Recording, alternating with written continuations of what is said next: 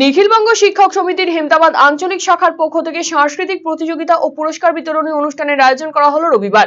হেমতাবাদের আদর্শ বিদ্যালয়ে এই অনুষ্ঠানটি অনুষ্ঠিত হয়। অনুষ্ঠানে উপস্থিত ছিলেন নিখিলবঙ্গ শিক্ষক সমিতির জেলা সম্পাদক বিপুল কুমার মৈত্র, সংগঠনের সাংস্কৃতিক আহ্বায়ক দীপঙ্কর ঘোষ, নিত্যরঞ্জন ঘোষ সহ অন্যান্যরা। এই অনুষ্ঠানে ছিল 25টি ইভেন্ট। বসে আঁকো বাংলা আবৃত্তি, সাঁওতালি আবৃত্তি, বাংলা সঙ্গীত, প্রবন্ধ রচনা সহ বিভিন্ন ক্ষেত্রে হেমতাবাদ ব্লকের 7টি বিদ্যালয়ের 110 জন পড়ুয়া অংশ নিয়েছিলেন। নিখিলবঙ্গ শিক্ষক সমিতির হেমতাবাদ আঞ্চলিক শাখার সাংস্কৃতিক আহ্বায়ক দীপঙ্কর ঘোষ জানিয়েছেন, পড়ুয়াদের মধ্যে সাংস্কৃতিক চেতনা বৃদ্ধির লক্ষ্যেই প্রতি বছর এই আয়োজন করা হয়। আঞ্চলিক স্তরের এই প্রতিযোগিতায় প্রথম স্থানাধিকারীরা জেলা পর্যায়ে অংশ নেবে। জেলায় যারা প্রথম হবেন তারা রাজ্য স্তরের প্রতিযোগিতায় অংশ নেবেন।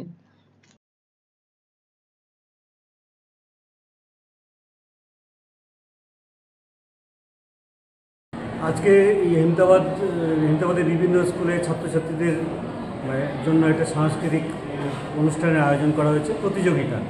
ওদের মধ্যে একটা সুস্থ সাংস্কৃতিক চেতনা যাতে গড়ে ওঠে, সেই জন্য এই কাজটা আমরা প্রতি বছর নিখিলবঙ্গ শিক্ষক সমিতির তরফে করে থাকি। এরা এখানে আঞ্চলিক স্তরে প্রতিযোগিতায় অংশগ্রহণ করলো। এবার এখান থেকে যারা প্রথম হবে তাদের প্রথম, দ্বিতীয়, তৃতীয় আমরা পুরস্কৃত করব, কিন্তু যারা প্রথম হবে তাদেরকে আমরা জেলায় পাঠাবো।